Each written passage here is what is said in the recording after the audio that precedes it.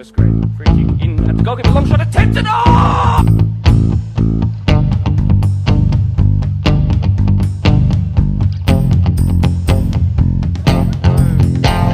Great looking pass out wide. That is fantastic.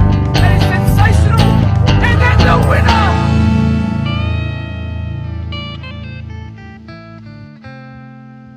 Hello everybody and welcome to episode 18 of the Blacktown Football Hour podcast. Can you believe there's been 18 episodes, 18 weeks, and we missed about 3?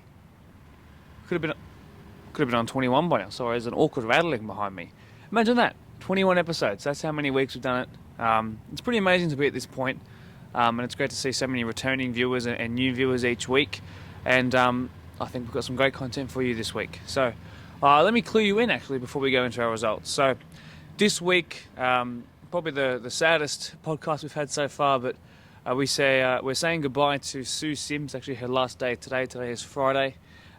She's worked tirelessly here for the BDSFA and Blacktown Spartans for 23 long years.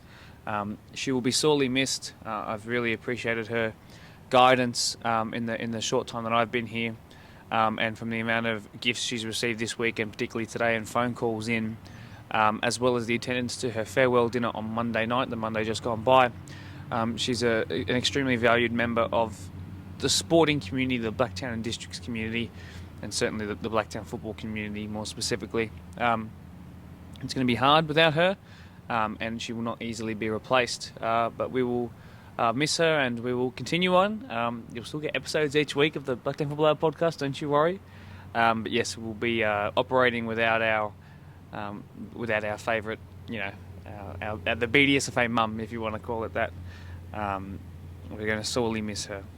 I also spoke to Ryan Hoffsmit, who is the 18-year-old striker from Parkley's Premier League, who is ripping it up at the moment, and in contention, if not first place in the Golden Boot race in the space of, I think, 5 games. He's come in and changed Parkley's fortunes, and I spoke to him. He's actually got COVID at the moment, so we zoomed in, and we had a chat, and he was very well spoken, and he's got a lot of the thought of him only being 18 with progression to go. It's amazing to think about. So keep an eye out for that. That'll be the second part of the show. And finally, a small segment on the end, but Workers, after their victory here on Wednesday night against Marion in the match of the round, I spoke to the 2 Ford boys, or 2 of the 3 Ford boys post-match after their very late winner, and about what that means for the rest of the season and how that felt for them. And I can promise you there was some nice things said, and I encourage you to stick around for that. That'll be the end of the episode as well. It's just a 6.5-minute segment there. Otherwise, I think we should have a look at some results. So, not much I can give you in the way of the association in recent weeks because the rain's been difficult. And by the way, I should tell you, a couple of hours ago I was informed that no games will be going ahead, so everything's going to be pushed back 1 week, and that includes the final series as well. So it just is what it is at the moment. 630-odd games to reschedule and find home grounds for in that time. So best of luck to Mick, who's got that job to do.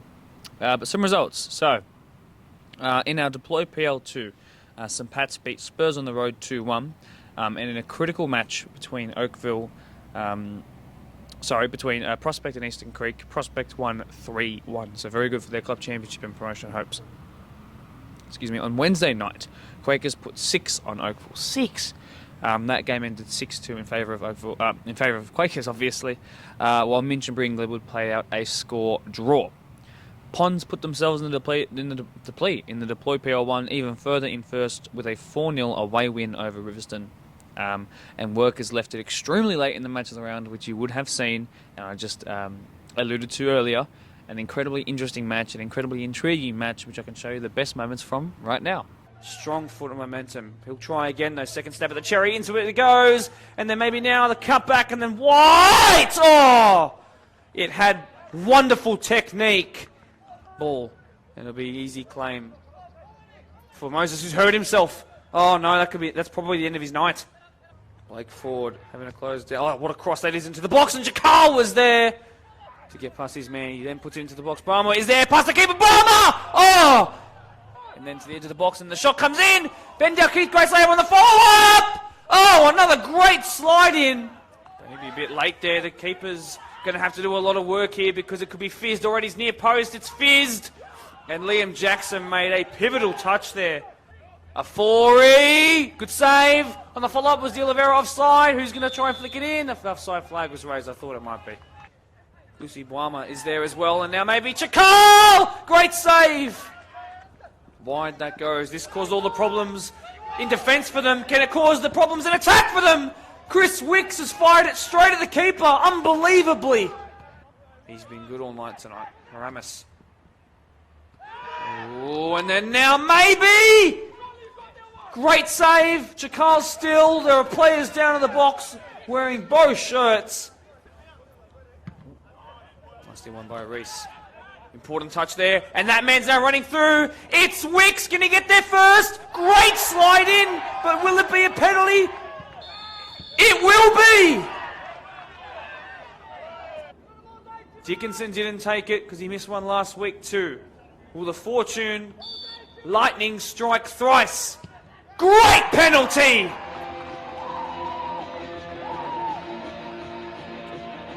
One-nil Workers who hold the ball in the net. Forward they come, Liam Jackson. He's certainly going to be outpaced here, but can he position himself well? No, it's not. Brahma square! Aramas! Oh, he's missed a sitter! And it comes again. Finally, maybe! No! In it comes again, just shy of the 18-yard mark. Now maybe Boama. He goes down. A second penalty is called! 2 penalties in one game. Will they both be scored? The captain, Chakal! Great penalty! Composed. For Redden. The ball stayed in though. Oh, a massive coming together there. You could hear the boots collide from a mile away. Chakal wants a brace, pass to Castro. Chakal! No! Wicks missed it. Gone down as De Oliveira. There's no way are they going to stop play here. Workers, 3 points over fair play. And they are so critical to 3 points. And now Maybury square the goal! Marion will hate it. Workers fans rejoice. That might be it. That'll do it. The history books will say that this was a David and Goliath moment, but no, this is a project by Workers that is coming to a climax here, and how much more scary will they be as the season goes on? It's not a case of giant killers, it's a case of a new giant killing the established one. What a game it was. Onto our all-age women's 1 division.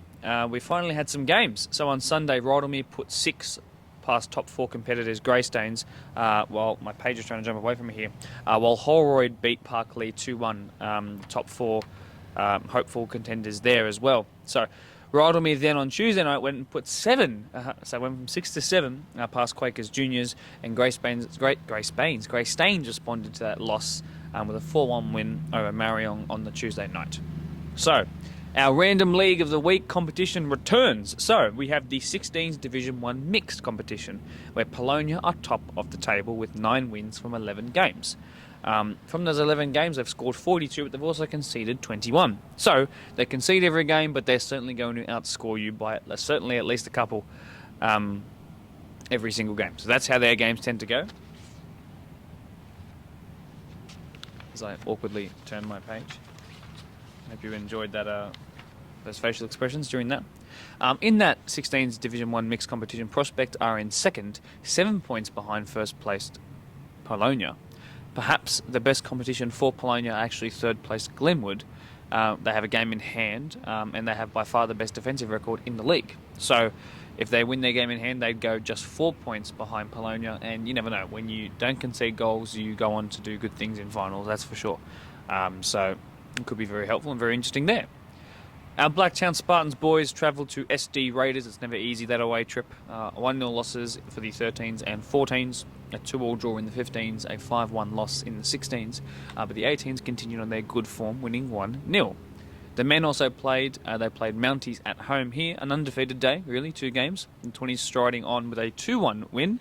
With the first grade men drawing 1 apiece. The girls were up against Illawarra. Luckily for them, it was at home. The 14s again won 2-0.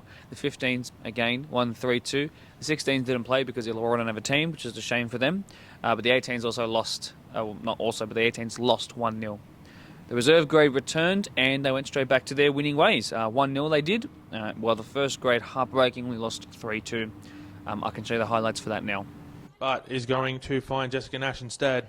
Nash is going to try and play that on for Briley Henry. Henry's onside here around the keeper, and that's going to hit the back of the net for the opener. And it is 1-0 here to the Spartans. Briley Henry finding the back of the net, and Emery just booting that ball away in frustration. It's back into the middle now, and that's going to be a ball forward cut out there by Lemon. Finds the head of Henry, who's onside, flicks it on. And did we have a second? That kicked straight in to Emery from Crofts. And it's going to be picked out there by Nash. And Gallagher taps that on. It makes its way into the middle. Blacktown around the keeper. Does straight through the legs. Straight through the legs. And Ashley Crofts will have the second for the Spartans. And once again, caught out on the counter-attack are the Illawarra Stingrays.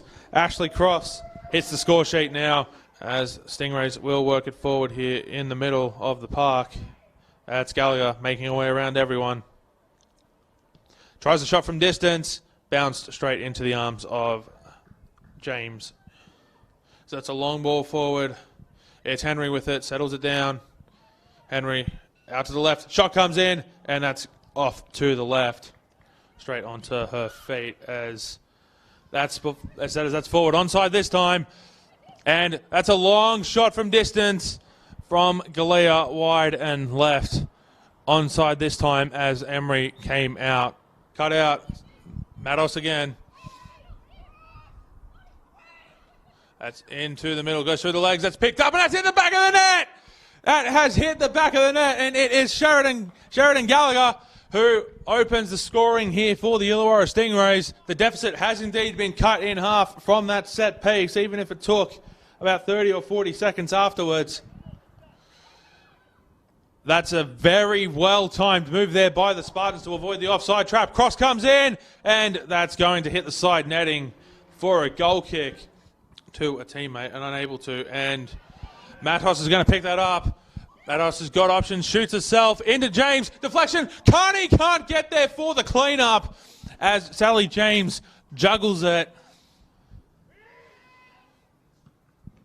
As Murinen will flick that into the 18-yard box. Strike from Gallagher, and that's cleaned up there by Michelle Carney, but the flag's up for offside.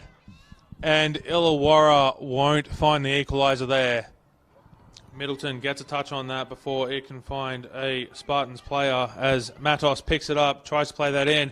It's Middleton! Into the back of the net and we have the equaliser. It's 2-2 off the boot of Chloe Middleton. And you could sense that coming for a long time for the Stingrays.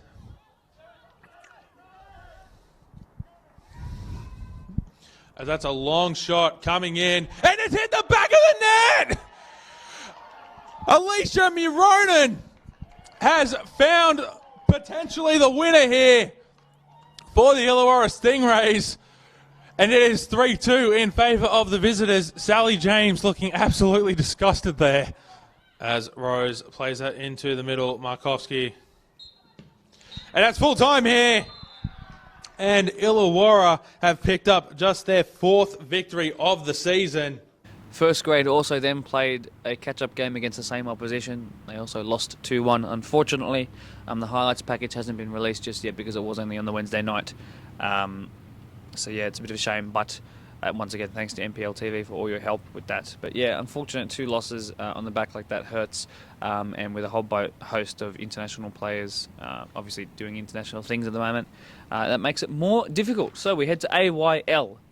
Our AYL boys were up against Manly. It's never easy to go there either. They are big contenders across all grades. The 13s lost 7-3 in what was an entertaining game nonetheless. The 14s were the only win for our boys of the day, 4-1. Convincing that one. A 2-1 loss for the 15s, with the 16s having an unfortunate 10-1 loss. Not a great day for them, but they will recover because they have been in good form prior to this. Right. You already know everything about the episode. We're saying goodbye to Sue. I spoke to Ryan Hoffsmit and the Ford boys from Workers. So do sit back, relax, enjoy.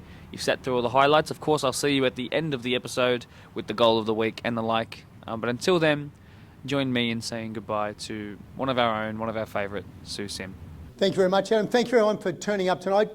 And obviously tonight we're here to celebrate the journey in community football for Sue. It's been 23 wonderful years. And as we move forward, what I'd like to do initially, I'd like to just thank a number of our life members that are here. I'd like to thank Lyndall, Laurie Archer and Dane Sims for coming. Thank you very much, Laurie, Dane and Lyndall. Greatly appreciate it. I'd also like to acknowledge Josh, Gemma, Sue's 2 children to be here, and Josh soon to be a father. So Josh, looking forward to wonderful times ahead. Mini-roos and all the good times, mate. So good luck with that, mate. Everybody, it's been a funny journey that is community football. And if you look back at life, your first interaction on football is at a young age. And we often talk about, please take one step forward if you want to coach or manage. And once you step nowhere and everyone else steps back, you've got the job. The next person you'll obviously sometimes deal with, more often than not, would be Sue Sim in the office. And there's a person that brings great relationships, great intellectual property, and a wonderful ownership of what we do in Blacktown for sport. We don't always get it right, but the constant denominator is the fact that people like Sue take great ownership in that. They're vested in it, it's embedded in them, and they on-pass that to those before them. And as Sue moves on to the next chapter of her life, with her family, her 2 children, her lovely husband Dane, and her soon grandchildren, it's going to be wonderful times, but you can take great comfort that what she's instilled in all of us, and not just those in this room, but I'm sure hundreds and hundreds of other people, what it means to be in community football, look after community clubs and provide an environment for people to come to sport and make friendships and build relationships that last a lifetime. It is very, very important. As we move forward, Sue, can I just ask you to come here? We go through some of your achievements, Sue. And this is no disrespect to anyone on the table, but most of us were born when Sue started. But there's members at our club that weren't born. All right? Yeah, it's only 23 years. He's younger than 23. So 23 years is quite a wonderful time, Sue. And I often talk about the fact that in 23 years, the advances in technology. And if you talk to people like Sue about the journeys at Francis Park, prior to Francis Park, out at Lily Stadium and some of the moments, it's quite incredible to think what it takes and the courage it takes to step up and do that. We can pick up a phone now and read about ourselves on Facebook a moment after it's happened. Imagine 23 years ago having to go to a public phone and find a phone that worked and then find you've got change. That would have been the trial and the error back in the day, because you couldn't make contact during the day. It just didn't happen. But the environment was set up where they would overcome that, and we would run every 7 days, we'd put a competition on, and Sue would be part of that. So Sue, I'm holding the mic up, it's not doing anything to the speakers, but I feel better doing it, okay? You commenced in Blacktown in 1999. Wonderful journey. You were the second ever employee of the BDSFA. Yep. And I'd assume Jack's the first? No. No? No, Vicky Beattie. Vicky Beattie. Vicky, there you go. How did that feel? I can do this if you want to feel better. I don't know, Bill. Can I just ask, what did you do before 1999 for a living? For a living? Or for a profession? Okay, I was a full-time mum for 15 years. What's 23 off?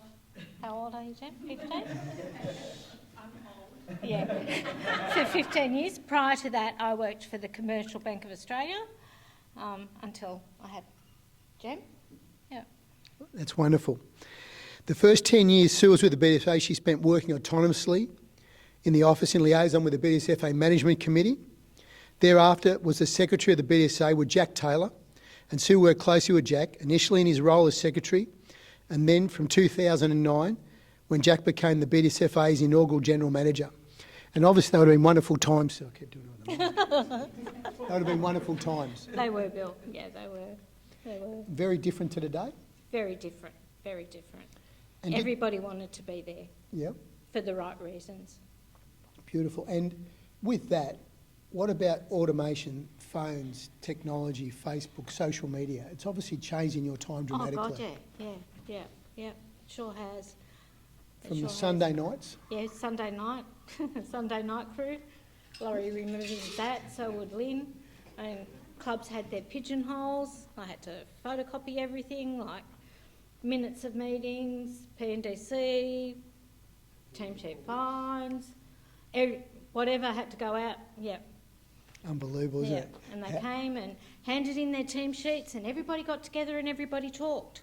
Yep, absolutely. That doesn't happen with clubs anymore, does it? A little bit it does, because it was funny. Those in the room that would know Eddie Potter Senior, when he was at Quakers Hill Juniors, he would often complain that he wasn't on social media. And no one would send him an invite to get on social media. He wanted it done the old-fashioned way, pen and paper, and he wanted to read it. Yeah. And that's still an old quality I think a lot of people still have, which is lovely. Sue's original role was to deal with all club issues on a day-to-day basis. She has a passion for working with and providing services to the clubs and the membership. During Sue's employment, she has worked from 3 different locations. Demon Sports Office, which is the old Lily Stadium. No, where Lily's function centre is. Okay. So I had a cell there, didn't I, Lynn? It was a cell. There were no windows. It was a cell. Yeah. It was very small. And then over to Francis Park. Still no windows. Still no windows. Okay, and we have the shutters up regularly at the BDSFA. That's why I love my view now. Okay.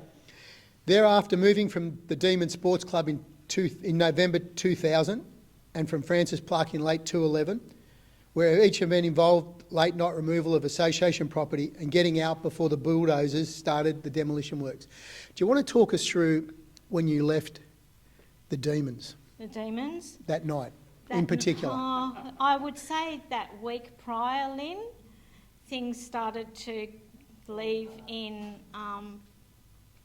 Lynn's car because she worked at the club. She was the bingo lady. Yeah. And,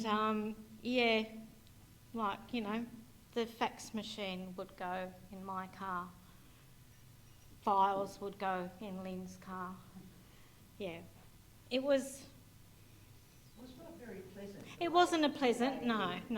And Jack told them we were going and everything was virtually out of there except for the photocopy machine. Yeah. Mainly because we couldn't carry it. No, that's right. And they're wonderful journeys. Can I just say, they wanted our building fund money that we had to pump up their... We get them out of debt. Yeah. And as soon as the management committee found that out, we were out of there. Yep. One of the greatest decisions you made, I think. 1, not giving them, and 2, leaving the building and heading to Francis Park. That was wonderful. The move to Blacktown Football Park was while the precinct was still under construction. And obviously, those that remember, Blacktown Football Park was an Olympic precinct. Only Sue and Jack were able on site. All board meetings had to be held off-site. And again, these were some of the challenges as custodians of the association at that time in delivering this wonderful facility that we have now, which is Blacktown Football Park. Sue became the BDSFA first member protection officer in 2005, and she still holds the role to this day.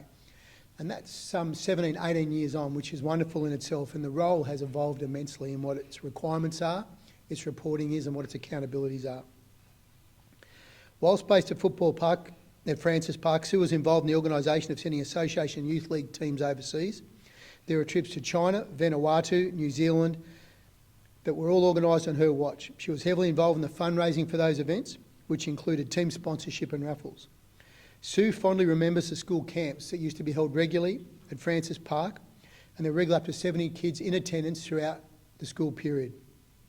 Sue has been involved in grand final days since she formed her role as the secretary of the club and association for over 23 years. She has fond memories of setting up Wayland Park over many seasons in the grand final. And those that remember Wayland Park was the marquees, the line mark, and it was a major day.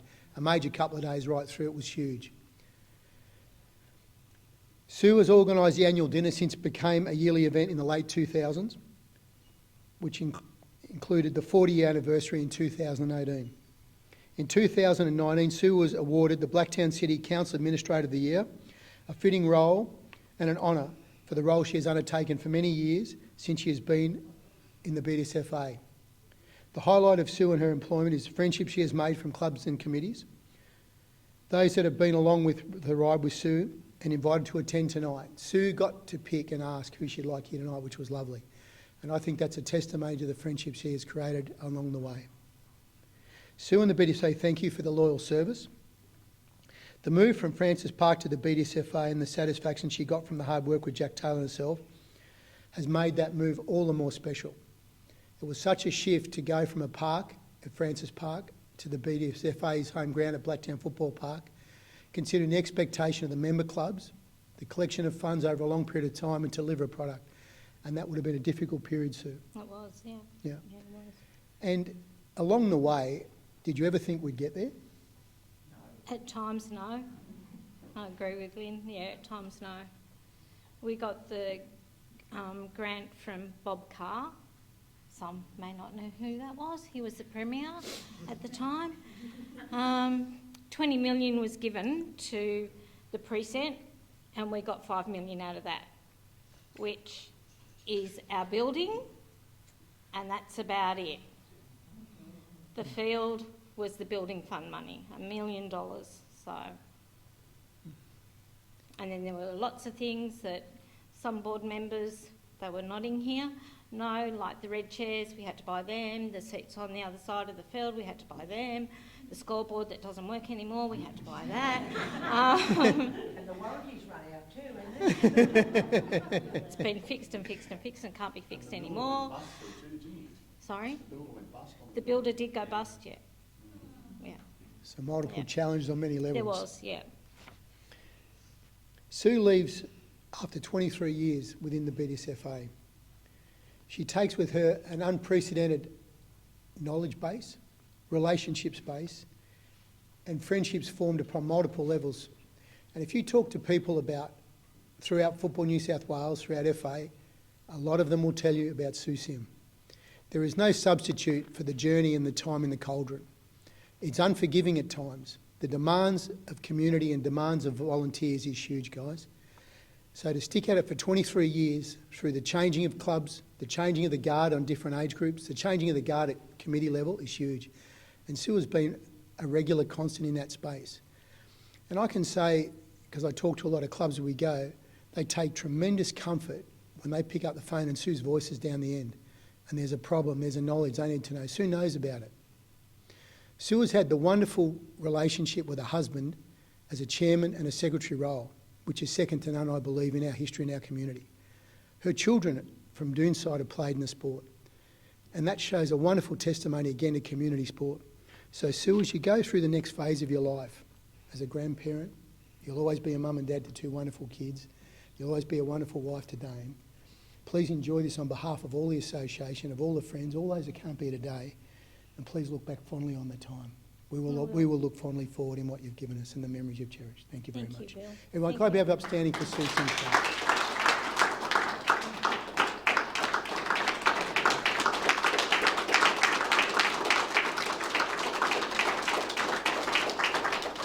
In closing, Sue, is there anything you'd like to offer? I've got a few things, Bill. I have to put my glasses on because I can't see. Tell them this because Oh, will this I? will be your memento. Oh gosh, but I've got my glasses on. Hang on, Sue. I just wrote down a few things today when Adam said to me, would I like to say anything? 23 years ago and 1 month actually I started my journey with the association, and I can honestly say that I never thought I would be here this long. Firstly, I want to thank Jack for giving me the opportunity to work for him and the association, and the 17 and a half years that we worked together were the best, and I wish that he could have been here tonight. To Lynn, thank you for your guidance and friendship in my first 6 months. Your knowledge of everything about soccer and Blacktown Association is something else. To Laurie, thank you for your support and friendship over the 19 years you served on the management committee and also as a director. To Tracy, Thanks for being my assistant and friend for the 5 or so years we worked together and being with me when Jack retired. To everyone that is here tonight, my family and friends from the clubs that have been a huge part of my working life with the association, I thank you for your support, friendship, and I will miss you all. But the time is right for me to retire. Lastly, to Adam, Mick and Mark, Bill and the board members of the association and Spartans, all I want to say is thank you very much.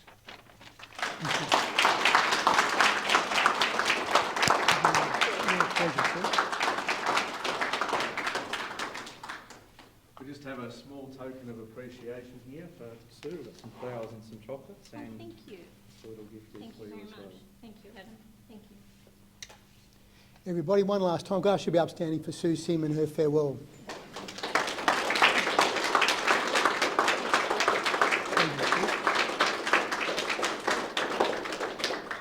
Friday is Sue's last day, so please do not be frightened to drop in. Make sure you bring some tissues because I'm sure Sue will shed a tear. And please, let's remember the great stories and the fondness of it all. Thank you, Sue. Thanks, everybody. Thank you. My best memory of Sue, even though I've only known her about 6 or 7 months of the 23 years that she's been here, it would have to be when I was preparing to do a Blacktown Spartans commentary game, and I asked for a bit of club history, and she printed me out about 14 different pages of things I needed to know about how the stadium was built and how the grass pitch came to be and the history of the club and how she was one of the fundamental figures that helped build the club up. Similar things happened when I asked for club history on all of our 24 wonderful association clubs as well. So that's my best memory of her. I was so surprised that she was able to just produce that and tell me all she did in the half an hour that we spoke that time. What I miss about her the most is knowing that when I walk in, she will always say hello to me. She'll always be kind to me, and she's always been welcoming of me in the time that I've been there. And, even on her lunch break, she's happy to have conversations about football and non-related football things, and I'm going to miss having those conversations for sure. One word to describe her best: irreplaceable. All right, so I first met Sue in 2007 when I joined the Marion committee, and my wife and I were part of the committee in the next year, 2008. Amy, and Amy was the registrar. I was the secretary for a long time, and Sue was always helpful. First point of call on the phone. Any questions, especially when we were green, we had no idea, but Sue always helped us out. So I've known Sue for a long time, and we're really gonna miss her.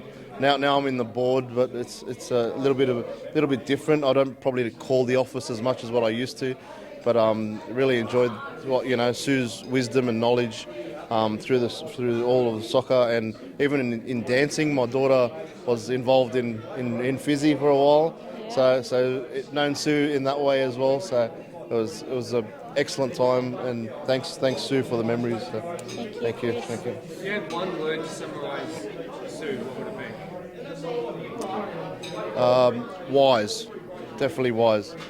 So my time working with Sue has been short but sweet. I actually don't remember how many years, probably about 5 years now. But I guess best memories of Sue is when she helps me. I had no idea what I was doing when I first started at Clubland, and she's always helpful, helps me with everything. As Bill said in his speech, she's that comforting voice when you ring the phone number and need help. And I guess for me, the best and probably the most descriptive for Sue is the same, is that she's always really helpful, always reliable, always gets back to you, keeps you in the loop.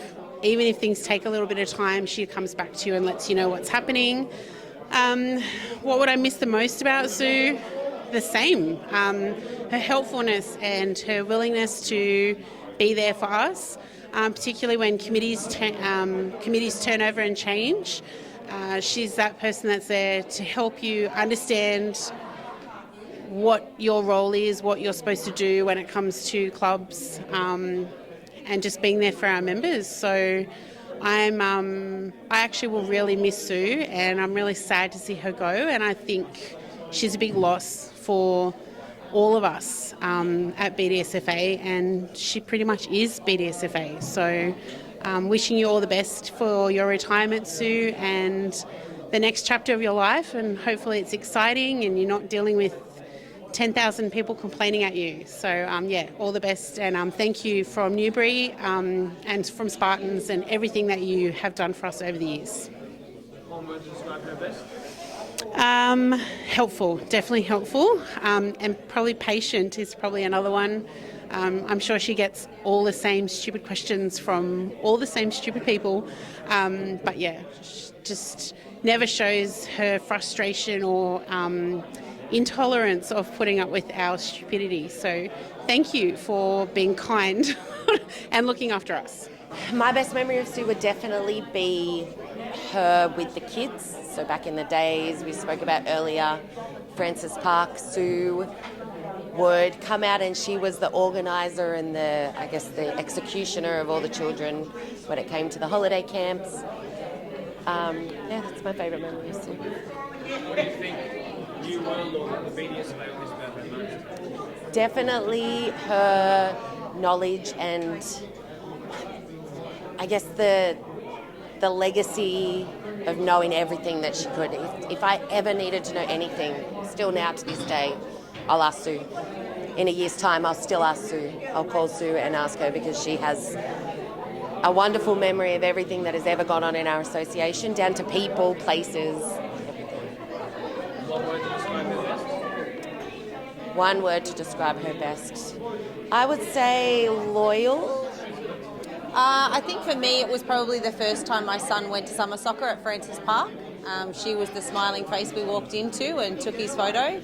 But overall it was just her general always being there. If there was ever an issue or any sort of question about anything, she was the person you went to. So, yeah. What do you think you'll miss about her most? That's exactly what I just said. I think the fact that she had the knowledge regardless of what it was about. She was happy to talk through different ideas and options. And just always being there on the other end of the phone. One word to describe her best or summarise best? Caring, compassionate, knowledgeable. I don't think there's one word that can sum up Sue. When I first started on the committee, she would, without a doubt, always would help, regardless who it was and personality, the person you are. She was always there to help. She's even when things change with all the different, like comp man and then dribble and all that stuff, she was the go-to. She was always the go-to. And if she didn't know the answer, she would get the answer for you. So, just for me, she helped me with, when I first got involved with the committee, the process. I never knew the processes and Sue knew. So you could ring Sue and she would help you, and then she would check up on you. And that was Sue. So she will be missed. She will be missed because you don't get that knowledge overnight. So yeah, that's my memories of Sue. Yeah. What do you think you'll miss about her most? Just that constant. Like she was always there. So you could ring and she'd be there. To have that answer, someone you can trust, someone you trust who could get that answer for you. So, one word that sums her up the best.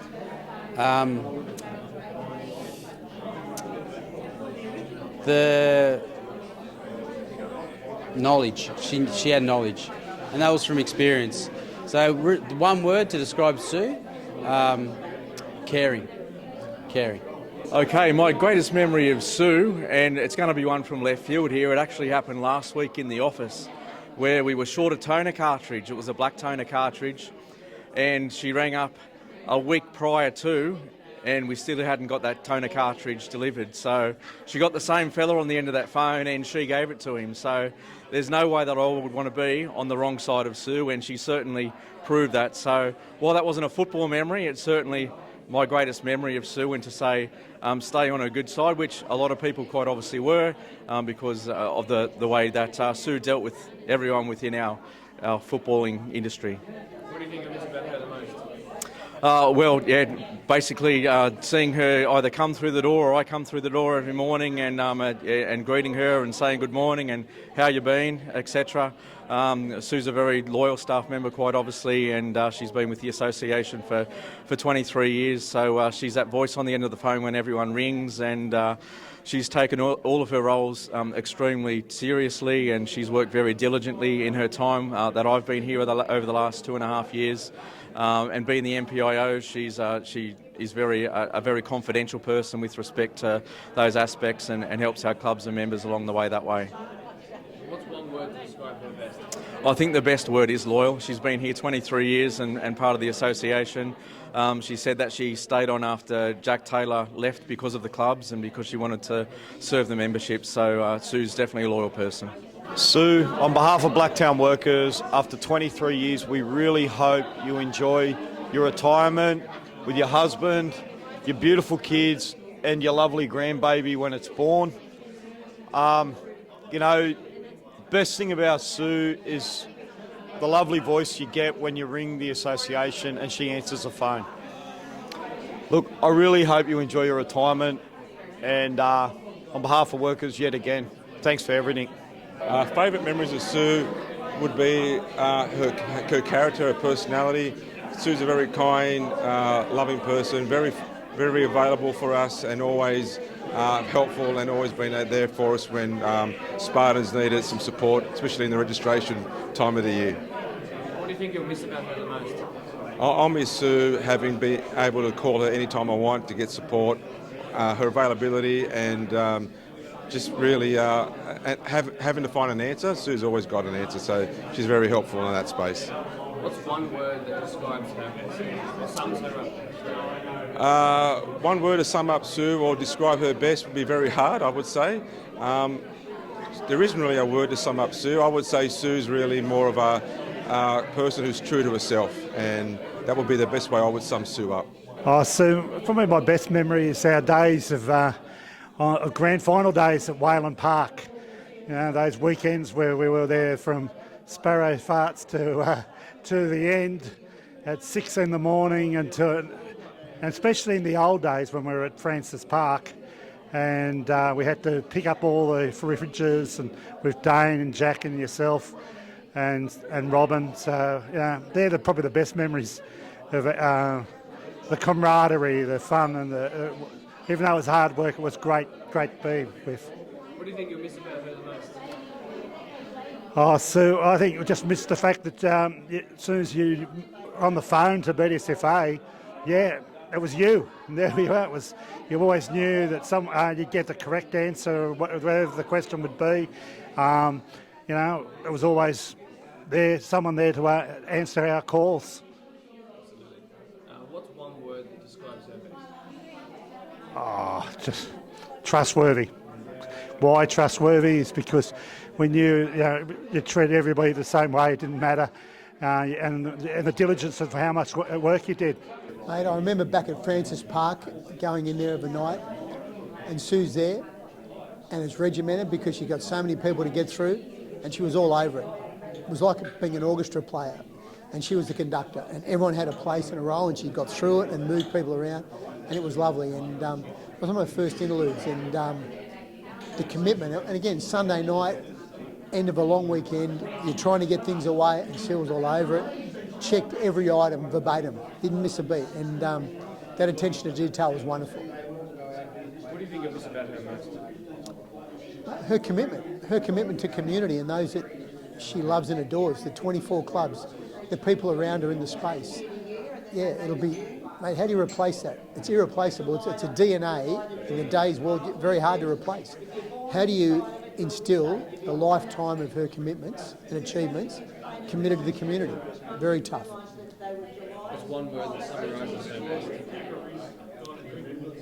Irreplaceable, to be fair. Sue, go with glory and have a great time. Enjoy your retirement, well earned. For our second segment here on the Blacktown Football Hour podcast, I'm joined by superstar 18-year-old Ryan Hoffsmit, who's burst onto the Premier League scene in recent weeks and really started to make a name for himself. He's 15 years a servant of Park Lee and someone who made his Premier League debut this year and since he's come in, he's really made a massive name for himself.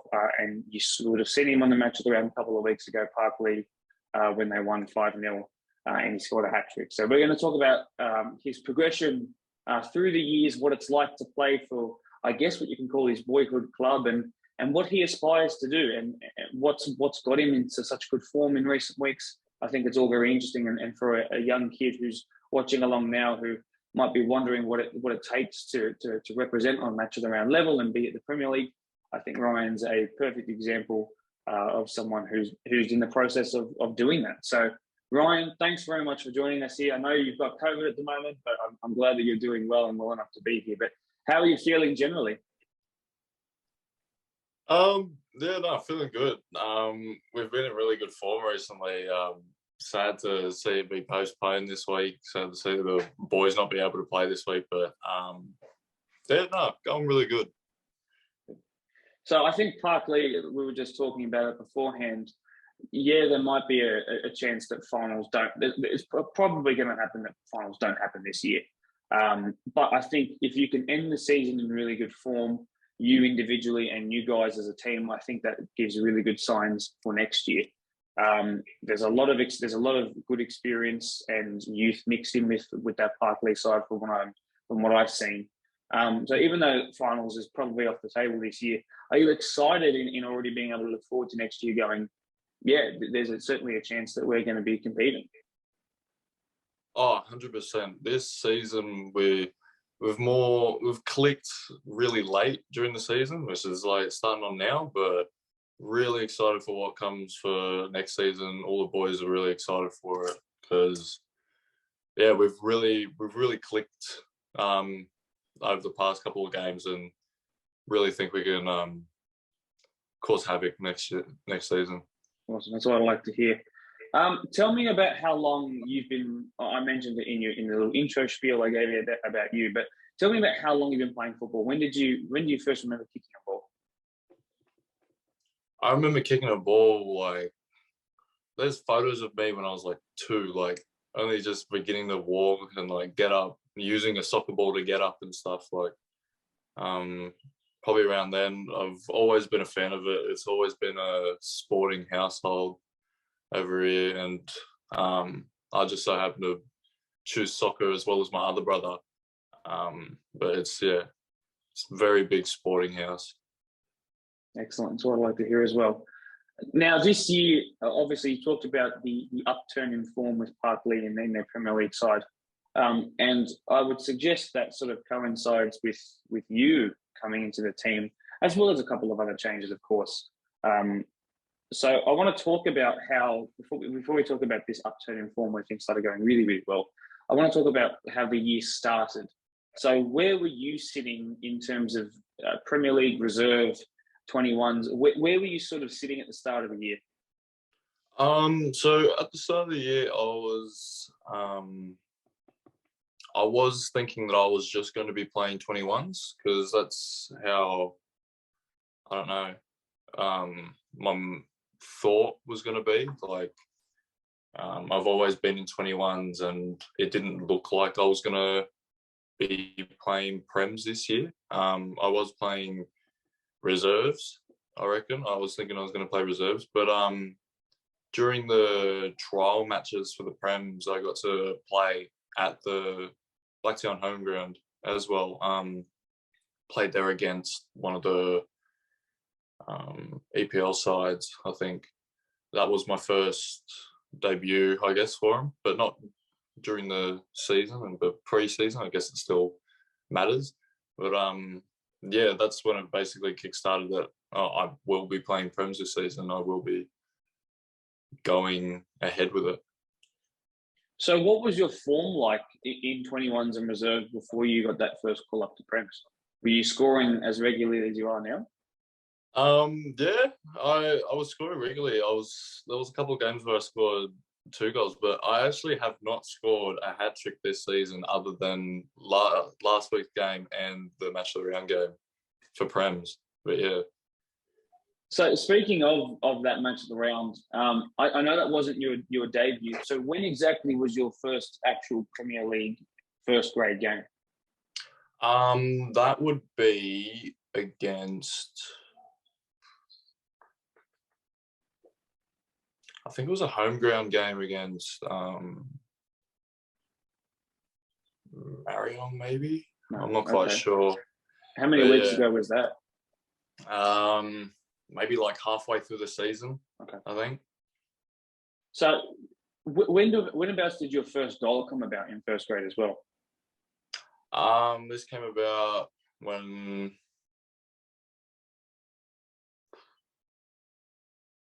far out. I don't really think about my goals and stuff like that, eh? But So there was a it match of the was- round that you guys lost 6-2 to Marion, and then there was the match of the round where you guys won 5-0. Obviously had that hat trick. Yeah.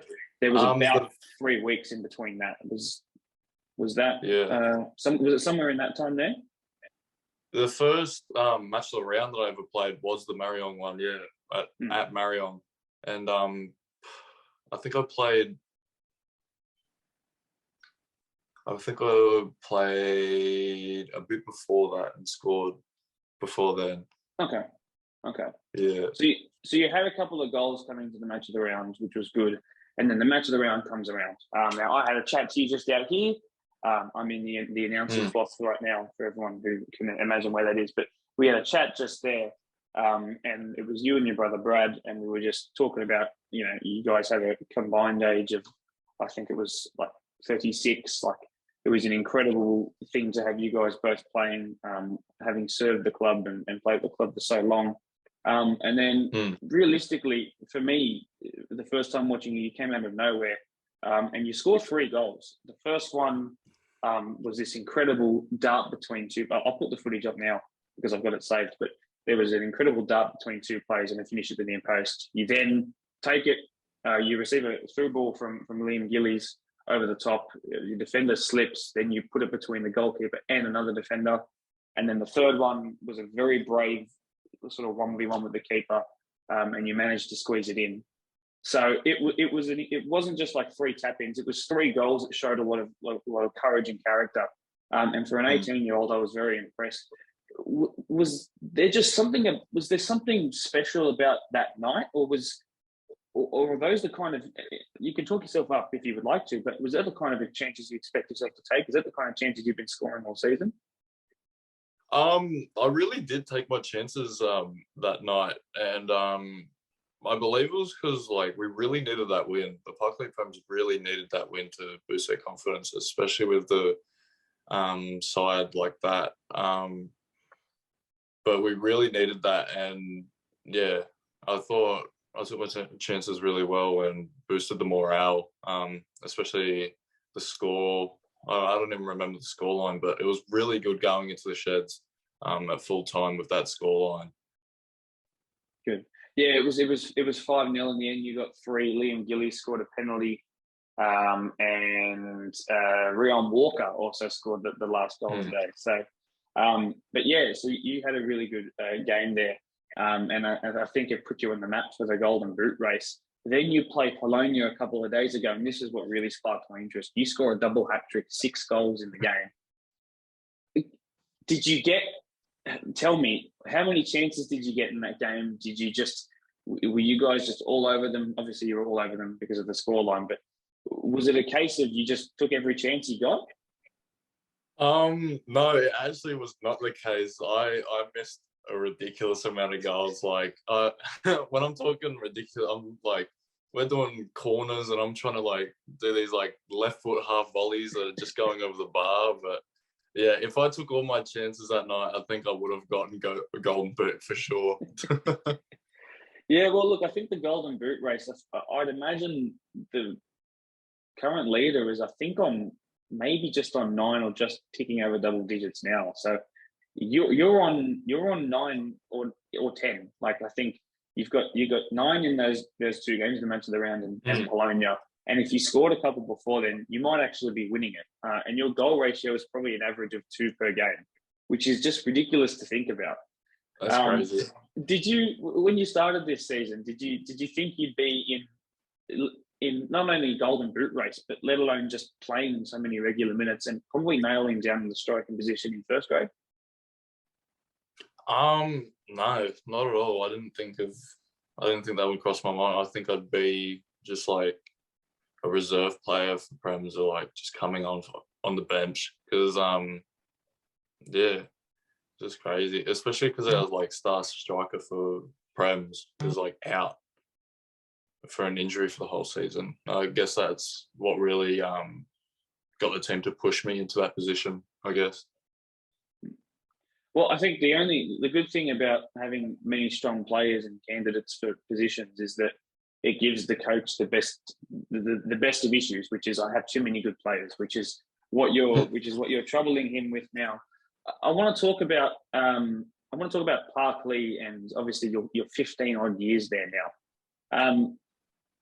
What is it that's kept you at Parkley for 15 years? What kind of environment have you noticed all the way through in all the different teams you've played for, and now what's it like in this space?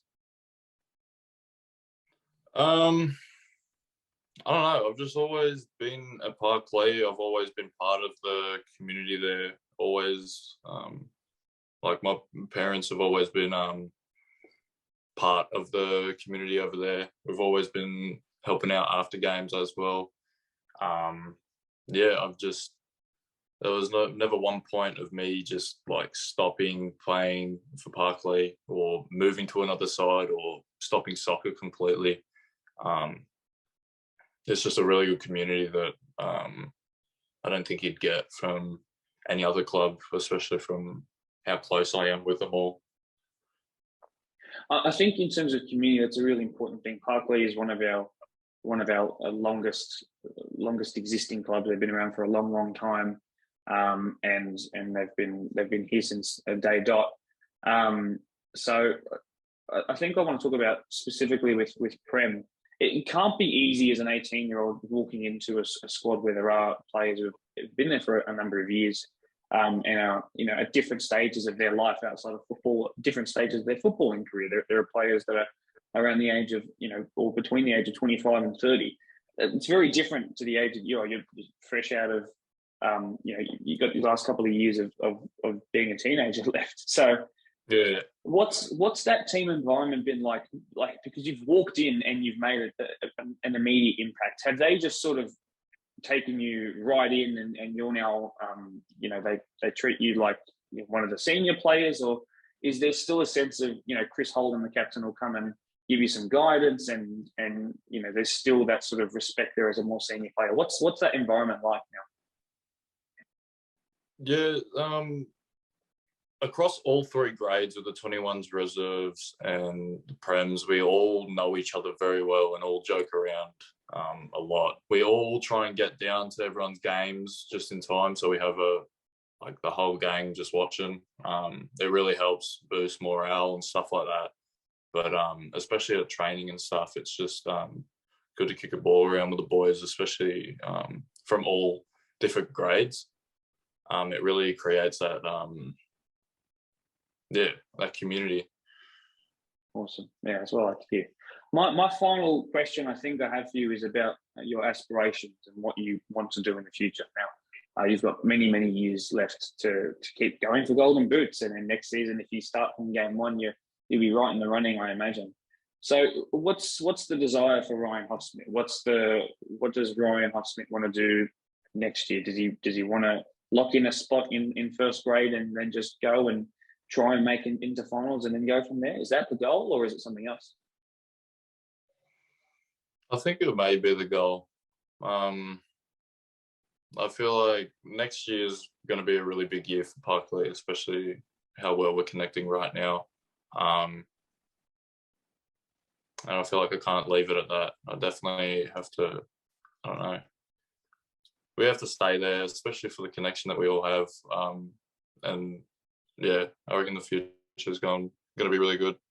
Specifically with Golden Boot, right? If you are to actually take out the trophy, and all eyes go onto you, right? Do you reckon that's going to motivate you to do the same thing next year? Or is it going to be like if you come out and actually take a trophy that says Golden Boot winner in Deploy Premier League 1?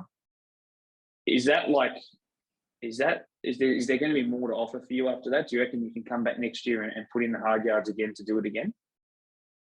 Oh, 100%. I reckon I'd come back next year feeling hungry for more. I reckon if I grab it this year, far out, that would boost everything within me, like to get as many goals as I can next year, definitely. Absolutely. All right, Ryan, fantastic, by the way. It's great to hear someone talk to someone who's brimming with confidence and is scoring so many goals. It's what we like to see. It's given us a really good narrative to follow on for, I think, the next couple of years, certainly. I wish you guys, you and Parkley, the best of luck for the rest of the season. Good luck in the Golden Boot race. You've got some stiff competition, that's for sure. But once again, I hope COVID goes well, and I'll talk to you soon. No worries. Thanks for having me. I'm once again joined by the two forwards right at the end of the post-match of their game, Wednesday night's match of the round, a victory 2-1 over the good old Marion. That's twice you've done them this season, twice you beat them 2-1. Now, I wanted to let you know, against the other top 5 teams this season, so that's Pons, Marion, Workers, Doonside, and Quakers that I always forget. Apologies to you, Quakers. You guys have had 1 win, 3 draws, and 1 loss. So finally, in this being your 6th game, it's the 2nd win. So really, you only actually beat one other team, and that was actually Marion. So now you've done it twice. And I talked in pre-match about belief of being able to beat these big teams. And that now means that Marion have not won a single game, 1 point from 15 against the other top 5. In terms of belief, and hearing that now post-match, knowing how important that was for you guys, start with the captain first of all, as the person who won it right there at the back stick. Tell me what that feeling was like and what it's like now knowing that you've beaten one of the big boys again. Just goes to show what, I guess, heart is with our team, what we've been doing, what we've been working for. The season's been on and off with training and things like that, but we've just pulled it together in the final days of just the lead up to the game. So it's just that belief of knowing that we're in the top 5, it's leading up to the end, we can keep going forward and we can bring it to these top teams. It's just we've got to turn up on the day. 2 penalties were given. When that one goes against you, what's your reaction on the touchline? What was everyone saying? Look, we'll go with the rest call. I thought it was a fair tackle, but we take it and we move on, and that's what we did. We didn't give up, and we moved on, and we scored the goal late, which was fair enough. Kudos to us. Yep. And then that feeling, 87th minute, you score. Compared to 20 minutes ago when you conceded the penalty, what was that like? Yeah, it was tense, very tense. We had to really rev the boys up and told them to make sure they stay strong and tight, which we did. The back line stayed strong. Then we just moved the ball around, and we got around and got that goal. Very much a change back line compared to what I saw last time. Now, I'm not sure if that's something you've been working on a lot, but De Castro back into fullbacks, Liam Jackson was back tonight as well. I thought they were both fantastic. Oh, great. Liam was unbelievable. The last 3 or 4 weeks he's been unbelievable. Good. Is that I think they were just they have great wingers and you really shut them out to the point where they had to sub one off. So as the captain, what's the first thing you said to those guys who stepped up tonight, Big? I said to the boys at the start of the game when we got in the huddle, it was we've just got to prove ourselves tonight. That's all it was. Is everyone's stepping up. We've got a massive game, and we can show everyone else why we're in the top 5, and we can just got to prove to ourselves why we're here. And tonight it showed it. The capacity and the skill and the technique and the strength that we showed against Marion. It was great. Like these guys at the back have been playing very solid. It was good to have Liam Jackson there as well, who did so well, just slowing the players down and giving it a full heart. So it was good to see the boys revved up, and I was just happy to see them prove themselves tonight. If Liam Jackson's watching along, by the way, I didn't bag you out, but I thought you were the one that gave away the penalty. Turns out it was actually Dan, so that's my bad. So we've already spoken about it here, but I'll give you a second. I just want to let everyone know that it wasn't him who gave it away. The Ponds haven't revealed what their results were, even though they were watching along in the end. I can promise you they were watching along to see them concede because they started their game half an hour before you. Okay.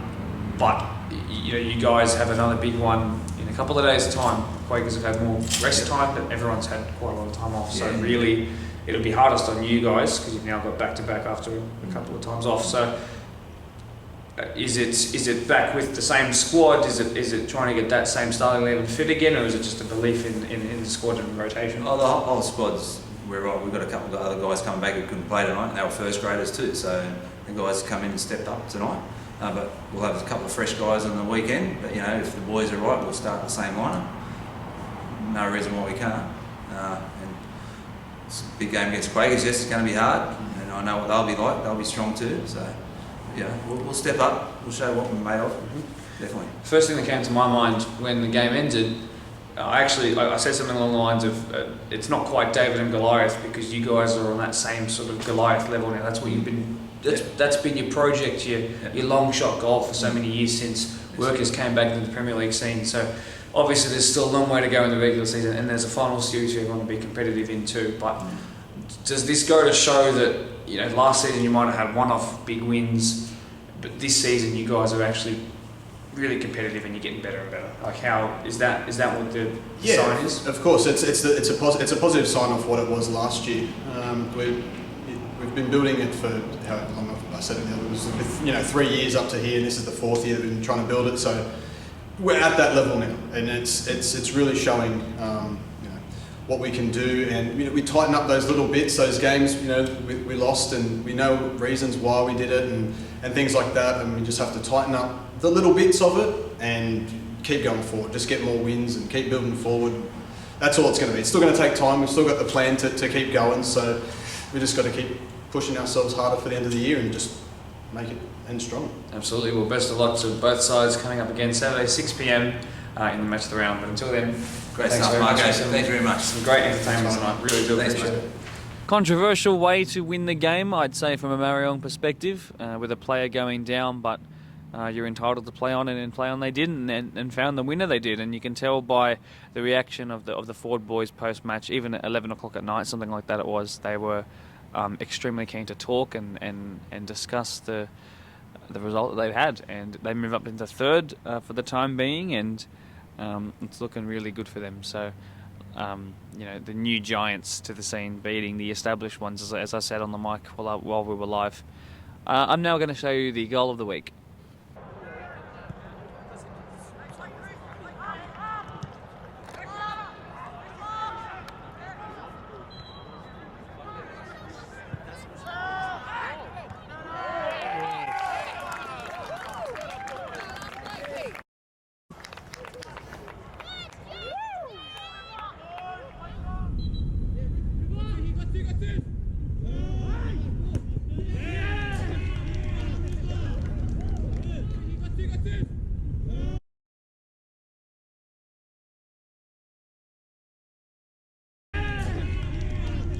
A good goal, that one. I can also here apologise to Parkley's Josh Boyd, who was actually the goalkeeper and not Garen Serrata.